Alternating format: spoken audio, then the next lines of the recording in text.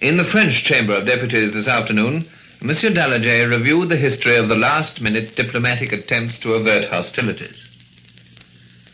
He began by paying a tribute to the efforts of the Italian government and went on to say that Poland was assured of help from the nations of free men. For several days, went on Monsieur Daladier, peace has been menaced by the arbitrary demands of Germany. All peaceful means were utilized in order to save the peace of the world. Germany has reduced them to nothing. Monsieur Daladier said that France and Britain would not stand by at the destruction of friendly people. It was not a question of German-Polish conflict, he said, but of a new attempt to dominate Europe. Monsieur Daladier recalled the fate of Austria and Czechoslovakia and said that with Herr Hitler it was deeds and not words that counted. France had always emphasized that she would fulfill her pledges towards Poland in the case of aggression, and Poland had suffered the most unjust and brutal aggression. A France which would allow such aggression to be carried out would soon be discredited and exposed to the most formidable of onslaughts. Monsieur Daladier then recalled the joint démarche made by the British and French ambassadors in Berlin and repeated that France would unhesitatingly fulfill her obligations unless the attack on Poland stopped. President Lebrun has sent a message to the French Senate and Chamber. He says that war has broken out because the two nations had differences which could have been settled by free and loyal negotiations. But at the moment when their plenipotentiaries were about to meet, Germany attacked Poland. Great Britain and France, says President Lebrun, have done everything humanly possible to avert this crisis. The evacuation of civilians in Paris is going on steadily, and special trains have been leaving for the country all today. The French cabinet met at 7:30 tonight under the presidency of Monsieur Daladier. Before the meeting, Monsieur Daladier had a talk with the foreign minister, Monsieur Bonnet, and the supreme commander of the armed forces, General Gamma.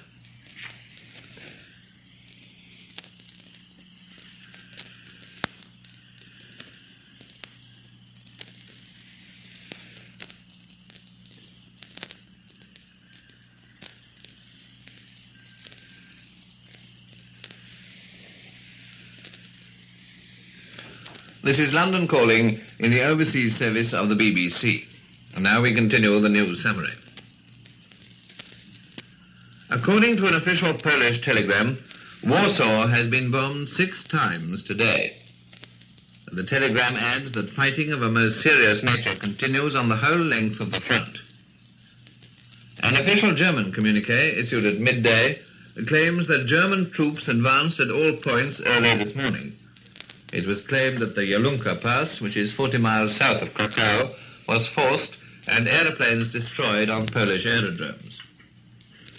The Warsaw radio station claimed at midday that about 100 German tanks had been put out of action near Falun, 50 miles southwest of Lodz, and that 34 German aeroplanes have been brought down. Another report received via Paris speaks of 16 German tanks being disabled and 500 prisoners taken. Herr Hitler today replied to President Roosevelt's appeal about the bombing of civilians and said he had already given his aircraft orders to bomb only military objectives. The German news agency has protested against allegations that the Germans have been using gas and incendiary bombs. Martial law has been proclaimed in Poland, and evacuation measures are being taken in Warsaw. The Slovak minister in Warsaw has protested against the invasion of Slovakia by Germany, according to the official Polish news agency, and its use as a war base against Poland. Here in London, Mr. Chamberlain called a meeting of the cabinet at number 10 Downing Street, and the Polish ambassador was present. It is reported that the British cabinet has already been widened and that 4 new ministers will be appointed. But it was learned definitely this afternoon that the Labour Party has decided not to be represented in the government, though it will give it its full support. The House of Commons today gave a second reading to two bills. One is the National Service Bill, which will make all men between 18 and 41 subject to military service. The Secretary for War explained that it did not follow that the government would begin by conscripting men at the age of 18. Everything, he said, depended on how long a struggle might last. The other bill provides for grants to be paid in respect of injury or death caused among civilians by air raids or other war operations. The King and Queen have decided to stay at Buckingham Palace for the time being. This afternoon, the Queen drove from the palace to visit the Westminster ARP headquarters. The Ministry of Supply has made orders for the control of essential materials such as iron and steel, other metals, wool, flax, and paper. The Ministry of Agriculture has arranged to supply the needs of farmers for tractors, fertilizers, and other necessaries. In most cases, it is stated, the government have already accumulated reserves. It is thought that there are ample supplies of seeds for future requirements. The evacuation of London and other large towns continued today, and reports from all over the country show that the scheme is working smoothly. Parents will be informed on Monday of the exact addresses to which their children have been taken. Members of the Metropolitan Police War Reserve who have been called up reported for duty today. There is now a reserve of nearly 20,000 men for police duties. The Portuguese government announced today that Portugal meant to remain neutral. An official manifesto declared that grave consequences might be expected from the war among the peoples of the whole world. Happily, it continues, our obligations in alliance with England, which we wish to confirm on this grave occasion, do not impose on us the necessity of abandoning our position of neutrality. The Hungarian government is withholding any declaration of neutrality as it does not recognize that the state of war exists. The Egyptian government is imposing a telephonic, telegraphic, postal, and internal censorship. Here is today's news from the Empire. The Canadian Prime Minister has sent a loyal message to Mr. Chamberlain, telling him that the government of Canada will seek parliamentary authority to cooperate at the side of Britain. Mr. Chamberlain has replied that the British government are greatly encouraged to know that Canada is at one with them in resisting aggression. The South African Parliament had a special session today, and General Herzog announced that he would soon make a statement on the government's attitude towards war. General Smuts introduced an emergency bill in the Senate to allow the new Senate to be constituted while the old one still existed. In Australia, the federal cabinet has declared that the danger of war exists. This means that power has been given to take action preparatory to proclaiming that a state of war exists when the full emergency plans would come into operation. The acting Prime Minister of New Zealand has promised full cooperation with this country. In India, the Viceroy has invited Mr. Gandhi and other political leaders to discuss the situation. 18 more Indian princes have sent assurances of loyalty to the King and offers of support. Here is a later report from the House of Commons. The Prime Minister made a short reply to Mr. Greenwood's speech. He said he shared the disgust expressed by the House at manoeuvres of the kind that were going on. The government, he added, was in a somewhat difficult position since it was difficult to synchronize action with allies by telephone. He said he felt certain he would be able to make a statement tomorrow. The House adjourned until midday tomorrow.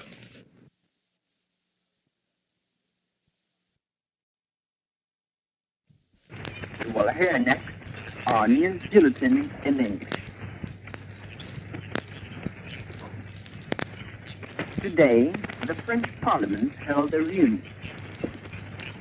The two chambers heard a message from their president, and Monsieur Lebrun, President of the French Republic, made a declaration. Besides, the Prime Minister, Monsieur Daladier, delivered the covenant address of the Congress, while Monsieur Camille Chausson, Vice Prime Minister, read the message to the Senate. The two assemblies decided to make their union the Union Sacrée because of the international attention and especially of the German attack towards Poland.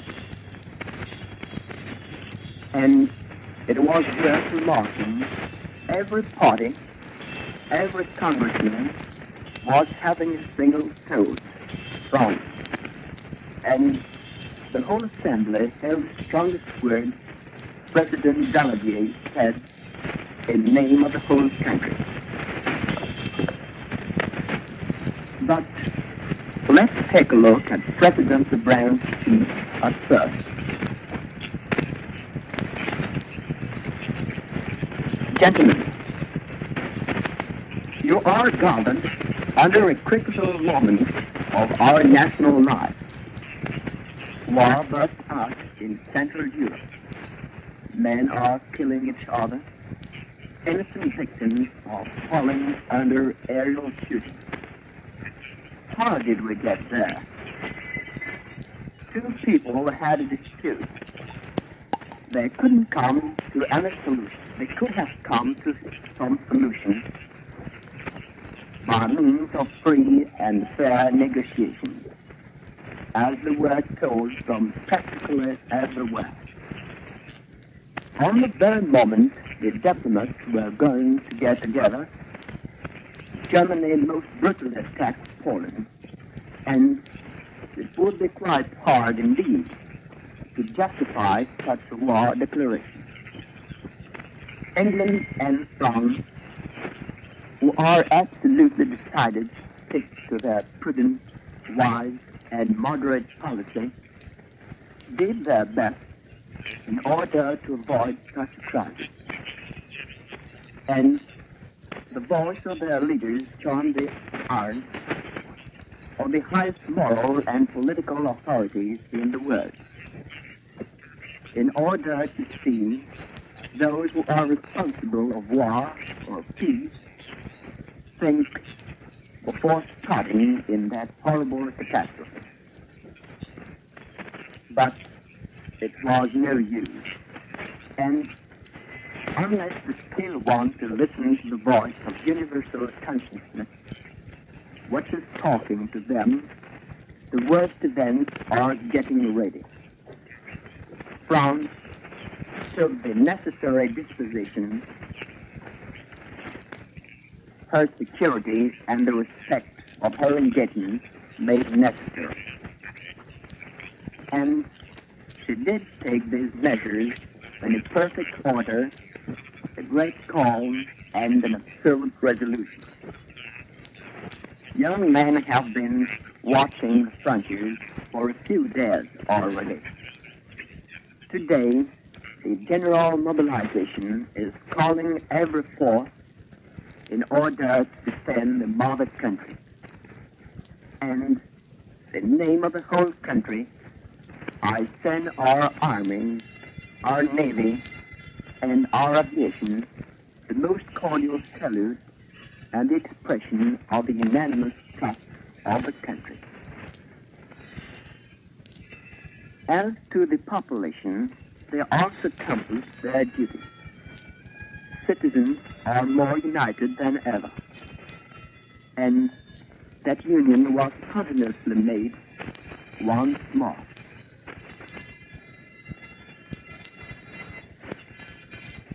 They have got strong minds animated with discipline and hope. They understand, besides the country's destiny, it is the whole world's destiny, liberty, and the future of civilization which are menaced. And they will know how to raise their soul to the heft of the greatest resolution. Let's get united and vive la France. As to President Daladier, It namely declared, yesterday the government decided general mobilization was to be made. The whole nation is answering their appeal with brave and resolute call. Young men join their regiments. They are actually covering our borders. The example of courage and dignity they have just given, they could have got to dominate these debates. They forgot the national thinking of national fraternity, everything which could decide them yesterday. They do not want anything anymore but serving France. And while we send them the thankful salute of the nation, let's swear we shall do work there executed. The government has just put France under the condition of acting according to her vital interests and our national honor. And now, they've got to show you the facts in their whole importance as frankly and as clearly as possible. Peace has been already in danger for a few days. The German exigencies towards Poland could have easily provoked the conflict. I will show you in a moment how the whole world's forces were coordinated during these last days in order to seize peace. But as we could have got some hope left, just when all these efforts were going to get to success, suddenly Germany destroyed every one of them. During the 31st of August, the crisis got to its top, but Germany finally let England know she was accepting a direct negotiation with Poland.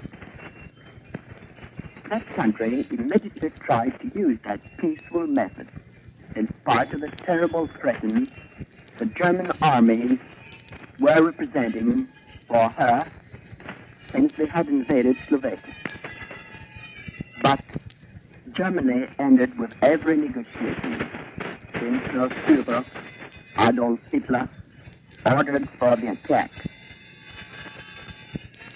Then Monsieur Daladier declared, the head of Christendom had raised the very voice of reason and fraternity. President Roosevelt had sent an emotional message and suggested a general conference. The neutral states had also been very busy offering their mediation.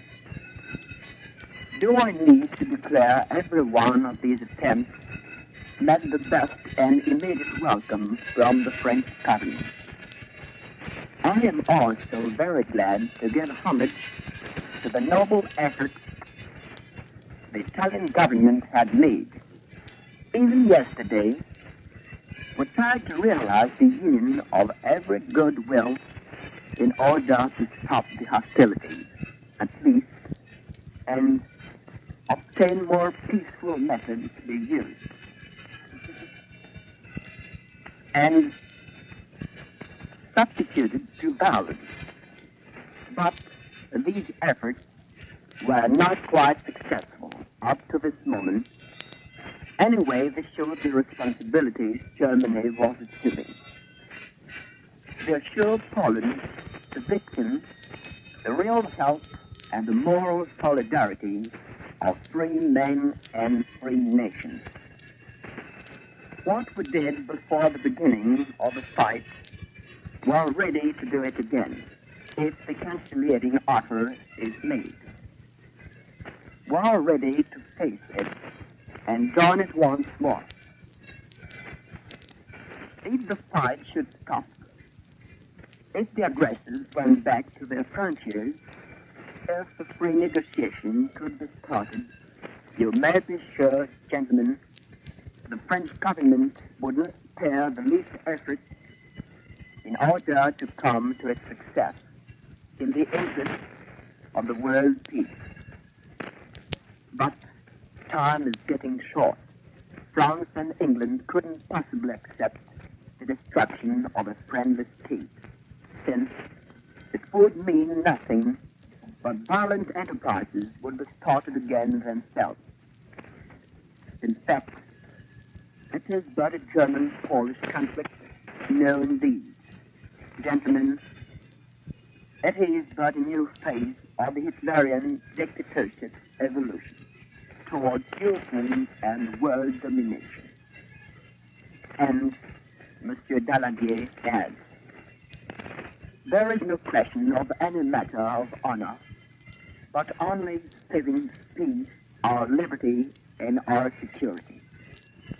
The French people do not hate any other country in this world, and I am not going to praise war under these tragic circumstances.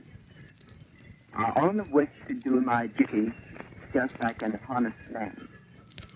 Every Frenchman who actually is getting back to his regiment is very peaceful, but also resolute to make any sacrifice. He feels in his very heart it is the whole French life which is menaced. You know, we wouldn't mobilize France to throw her against a foreign country. The French people certainly wouldn't invade a small country. Then, Monsieur Daladier gives the colony and protectorate, which answered the metropolis appeal, the salute of France. He also thanks foreigners who are enlisting by millions. And Monsieur Daladier ended, we shall go until the very last means of negotiation. But we shall not hesitate in using force if force is necessary. Gentlemen, today it is France who commands. In London, Mr. Chamberlain made the following declaration in the House of Commons. Last night, Sir Neville Henderson got an audience from Herr von Ribbentrop at 9:30 and gave him the message we read you yesterday. The German foreign minister answered he had to present the Führer that communication, and the ambassador declared he was ready to wait for Herr Hitler's answer. It is possible the delay is due to the fact they are actually looking, maybe, at the Italian proposition declaring the hostility should be stopped and an immediate conference be held between Great Britain, France, Poland, Germany, and Italy. His Majesty's government is really appreciating the efforts the Italian government has just made. Still, it thinks, as far as it is concerned, it is impossible to join such a meeting as long as Poland will be invaded, her cities bombed, and Danzig ruled by a single power. And Mr. Chamberlain concluded, His Majesty's government doesn't admit neither the reasons the German authorities are giving in order to justify their action, nor the validity of that very action, nor the efforts the German government gave about it. According to a Polish communique, they declare aerial fights are going on. The German aviation is continuing with its action on the whole territory without any care for the military importance of its attack. On September the 1st, Warsaw and its surroundings were attacked several times, and the loss are particularly interesting the civilian population. These two last days, the enemy lost 37 airplanes and crews 12. A strong military pressure is made on the Port House front in Silesia and in the direction of Czechoslovakia, would destroy the 100th ton. Fights are also going on in Pomerania and East Prussia, and also in the region of Guinea.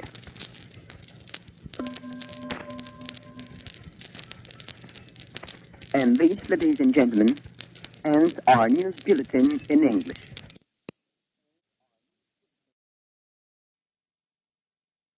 With the official communique number 2 of the Paris General Staff.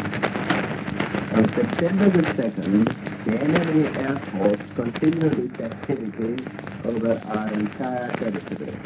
Many localities were bombed regardless of whether they have any military importance. Yesterday, September the 1st, Warsaw was the aim of several air raids, during which outlying districts of the capital and suburban settlements were being bombed. Hitherto, the activities of the German Air Force had caused casualties, mainly among civilians. Yesterday and today, we have shot down a total of 37 German airplanes. Our losses in those 2 days have been 12 airplanes.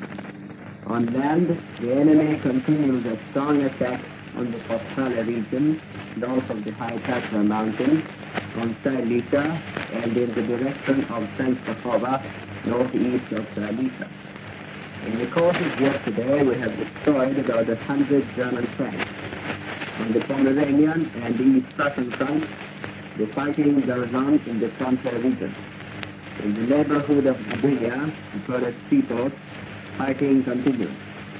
Westerplatte, the Polish munition base at the mouth of Danzig Harbor, keeps up its defense. The following official communique was published in the late evening hours. At night, on September the 1st, the German government presented to the Polish government through the Dutch minister in Warsaw a suggestion to limit the air bombing in this war to the military objectives only. The suggestion was accepted by the Polish government. Nevertheless, in the course of the day, the German air forces bombed the following open towns, which we give in chronologic order according to official reports: Lublin, Radomsko, Grudziądz, Radom, Tomaszów Mazowiecki, Bydgoszcz, Toruń, Busko, a well-known pastry port, Kastanów, Teraz, Mielec, Tarnobrzeg, Krzeszów, Brodno, Poznań, Chełmno, Kutno, Aleksandrów, Zduńska Wola, Kraków, Łask, Piotrków, Łódź, Dębica, Częstochowa, Warsaw 7 times. Some of the above-mentioned towns were bombed several times today, as for instance Toruń, Radom, Bydgoszcz, Grudziądz, Mielec. In Toruń, among others, an orphanage was bombed. Besides the open towns, also numerous villages, manor houses, and settlements were bombed, and even single individuals working on land or peasants riding in their carts were machine-gunned on the road. The bombing of open towns and settlements resulted in many casualties. The total number of the dead and wounded in Poland during yesterday and today amounted to about 1,500, of whom women and children constituted a large percentage. As we said above, in the course of yesterday and today, Warsaw was attacked many times. In the course of September the 1st, that means yesterday, German bombers had raided Warsaw 7 times at roughly 2-hour intervals, starting early in the morning. About 120 bombs were dropped, mainly of the shattering kind. More intensive bombing was reported from the outskirts of the capital and from suburban localities. In Warsaw, there were 10 people killed and 25 wounded.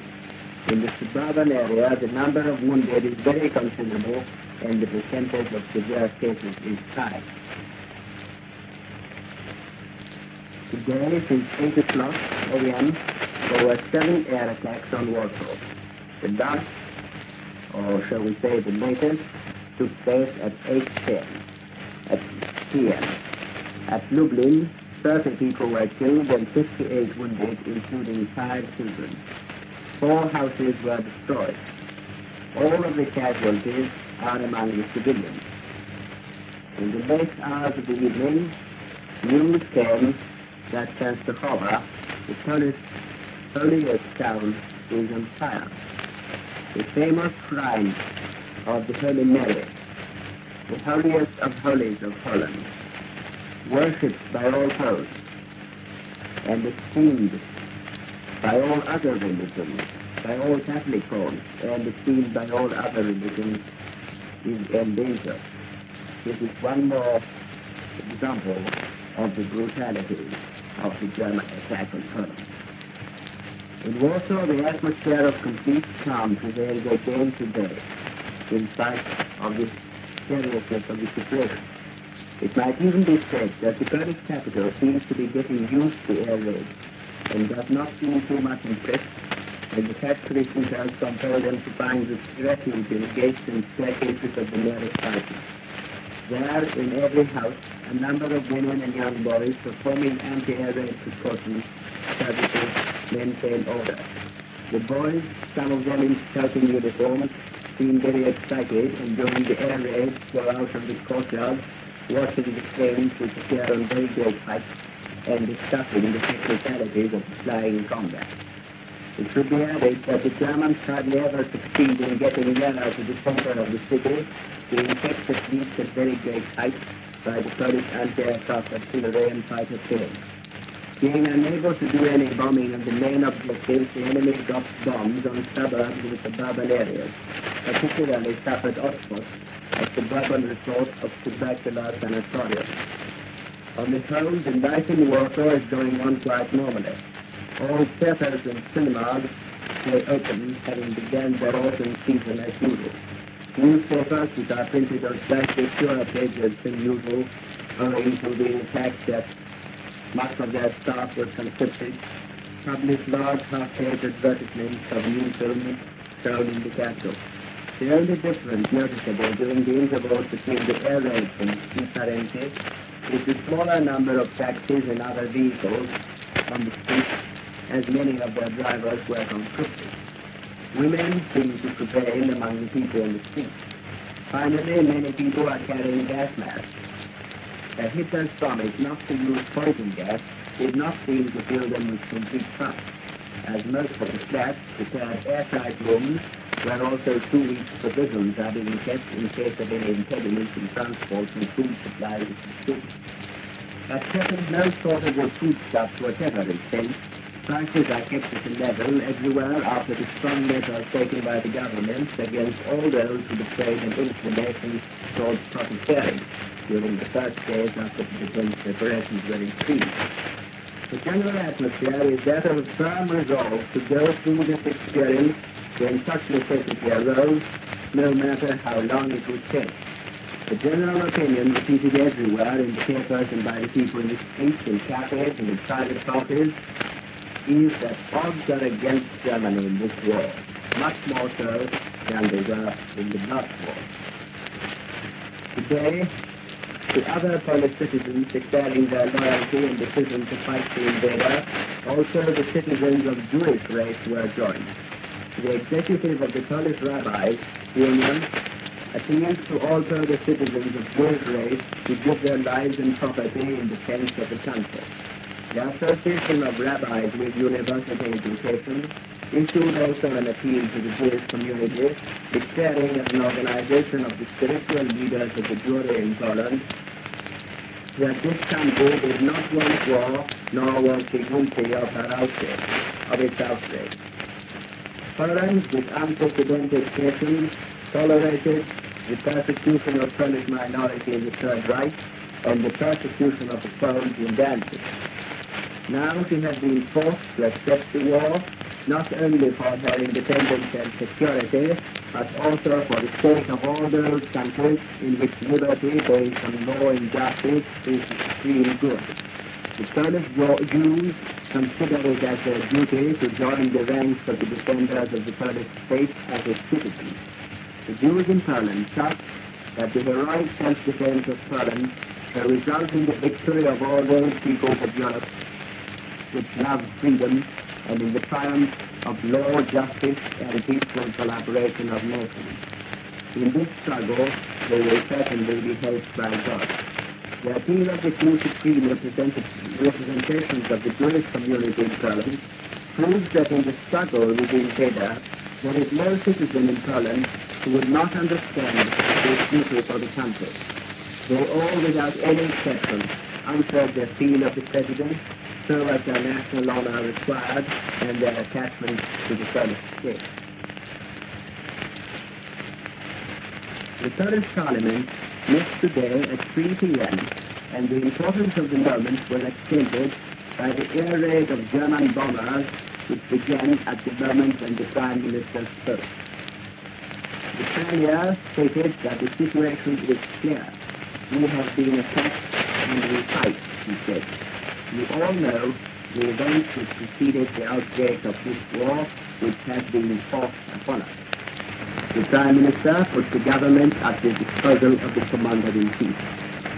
Also, two representatives of the Ukrainian minority in the Parliament declared their full solidarity with the point of view of Poland, as well as full support with the cause.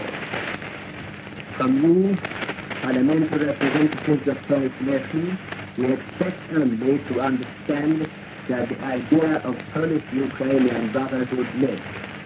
We so consider the representative of the Ukrainian minority, Mr. Stickman. With this news, we conclude our daily bulletin in English. It is entirely up to the decisions of Britain and France if peace is to prevail in Europe or not. These are the tenor of commentaries published by the German press in its editions on Saturday evening.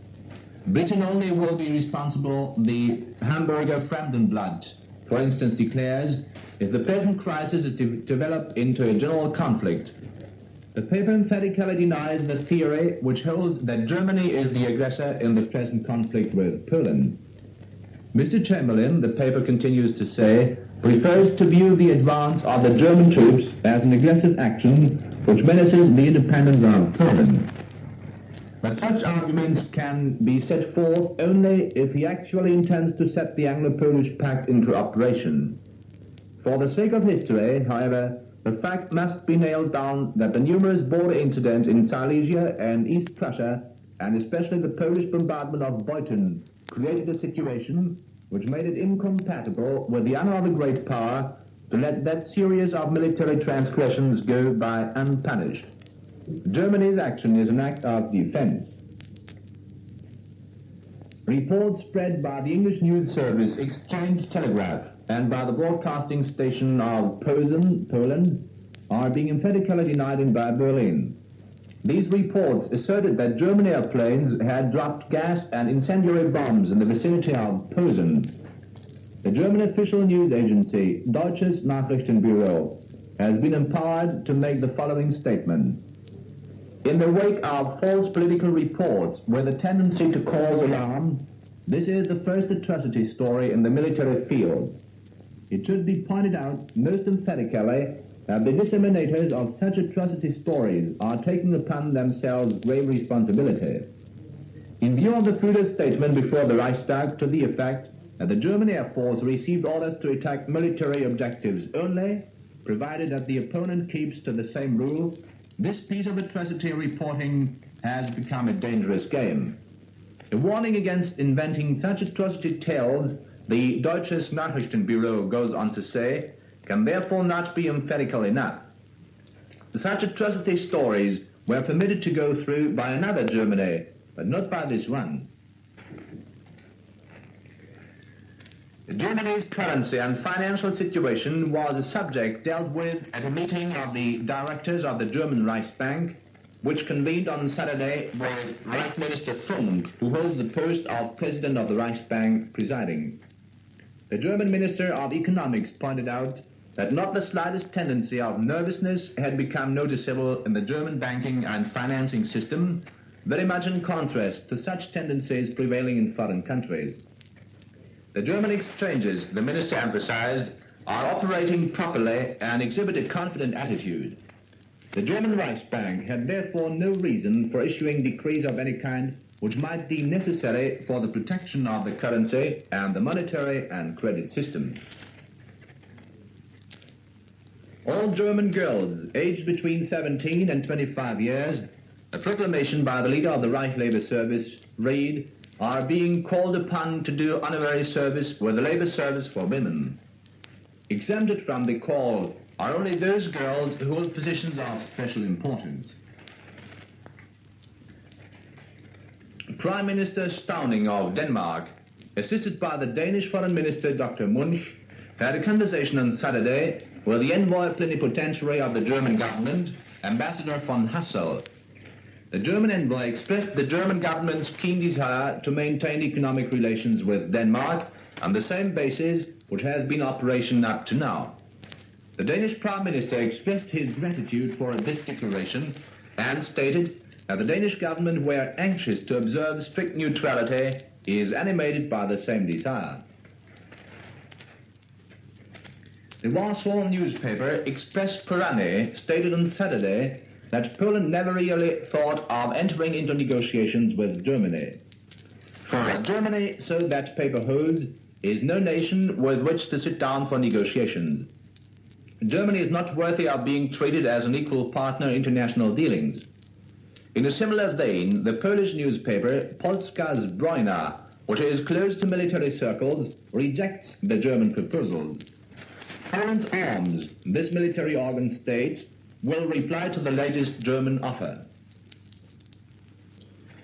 In commenting upon the European situation, the Italian press in its Saturday editions points out with emphasis that Adolf Hitler wants to localize the conflict between Germany and Poland.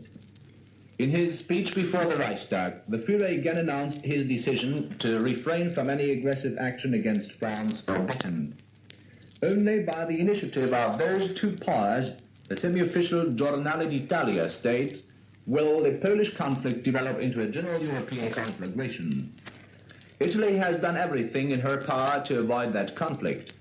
For fully 5 months, Germany permitted the Polish problem to be debated upon frankly, and she has left all doors open for negotiations. Italy, this influential Roman newspaper assures its readers, will continue to watch the events with the utmost political and diplomatic vigilance. King Emperor Victor Emmanuel of Italy returned to Rome from his summer residence San Rossore on Saturday. He received Signor Mussolini, who gave him a detailed account of the general situation. Warfare is spreading even to the zoo in London. The administration of the zoological garden had all poisonous snakes and other dangerous animals killed on Saturday. The elephants were shipped away. Beginning on Saturday, all theaters and vaudeville shows in Paris will be closed. Numerous cinemas was forced to cancel their performances for lack of personnel. It is believed that all places of amusements will be closed down in Paris. The Paris newspapers will from now on appear in editions of not more than 4 printed pages. Silver coins valued to 10 and 20 francs and nickel coins valued at 5 francs are to be withdrawn from general circulation in France, a decree published on Saturday stipulates. The Bank of France has been empowered to issue instead notes to the amounts of 5, 10 and 20 francs. A state of siege has been declared for the whole of Egypt on Saturday. Prime Minister Ali Maher has been entrusted with special powers to safeguard public security. Prime Minister de Valera of Ireland read a statement before the Irish Parliament on Saturday in which he declared that the Irish government is firmly determined to remain neutral. At the same time, the government announced the immediate mobilization of the Irish armed forces. The total strength of the Irish army is approximately 25,000 men.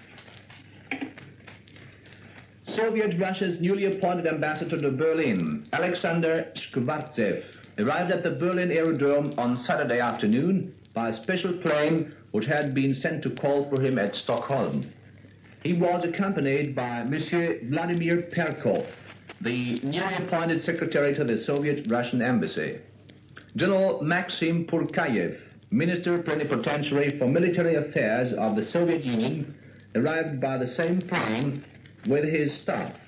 The officers accompanying General Purkayev are Brigadier General Mikhail Belyakov, Colonel Nikolai Skolonyakov, Major Ivan Bashanov, and Captain Alexander Sedich. The Soviet-Russian ambassador and General Purkayev were met by leading officials of the German Foreign Office and high-ranking officers of the German Armed Force. As announced Saturday in Berlin, the German Navy has provided for the security of the Baltic Sea to such an extent that it has been possible to allow free fishing rights in the Baltic.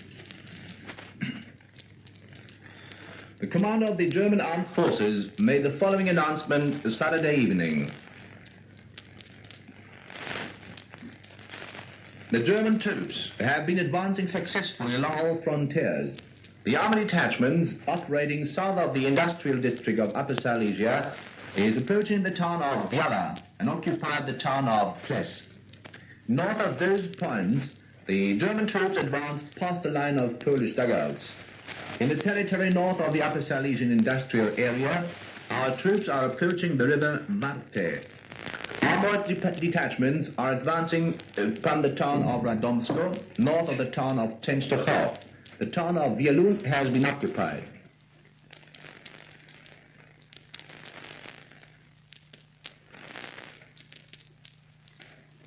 Rapid advances are being made upon the town of Sierrach by the troops operating along the line past the town of Kempen.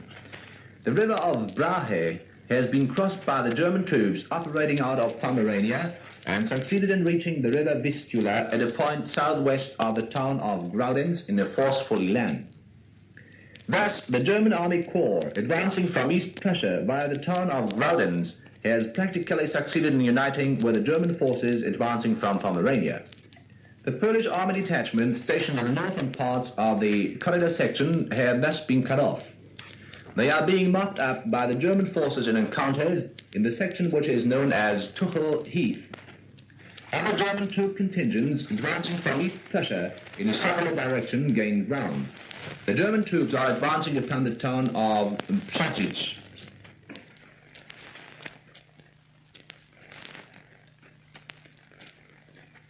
The German Air Force dealt heavy blows to military objectives in Poland by lightning-like actions.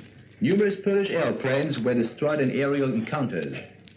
A great number of military aerodromes were attacked from the ground, especially in the vicinity of the following towns: Gdynia, Krakow, Lodz, Radom, Dęblin, Brest-Tiraspol, Lublin, Lak, Gotha, Warsaw, Oklechi, Posen, Lewica. The aeroplanes stationed in the hangars and upon the flying fields went up in flames. Furthermore, railway track lines were destroyed and military transports were derailed. Marching columns of the Polish army which were retreating were bombed. A munition plant near Skarczysko-Kamienna exploded after an attack. It is believed that the Polish Air Force has been badly hurt by the successes established today. The German Air Force reigns unrestrictedly above Poland and is now available for other tasks of the protection of the German rights. Detachments of the German Navy operating in the Bay of Danzig opened fire upon the fortifications and the war port of Hela on Friday afternoon. Air squadrons of the German Navy bombed the war port of Gdynia several times during the day. This is Germany calling. You have just been listening to our regular news service. We now should like to stand by for a special announcement. Further news. He received Signor Mussolini, who gave him a detailed account of the general situation. It is reported from Lisbon that the Portuguese government today announced its neutrality declaration. The Portuguese government, in an appeal to the nation, points out that the alliance with Britain does not compel Portugal to abandon her neutral position. Portugal is resolved to remain neutral. The Warsaw newspaper Express Korany stated on Saturday that Poland never really thought of entering into negotiations with Germany. For Germany, so that paper holds, is no nation with which to sit down for negotiations. Germany is not worthy of being treated as an equal partner in international dealings. In a similar vein, the Polish newspaper Polska Zbrojna, which is close to military circles, rejects the German proposals. Poland's arms, this military organ states, will reply to the latest German offer.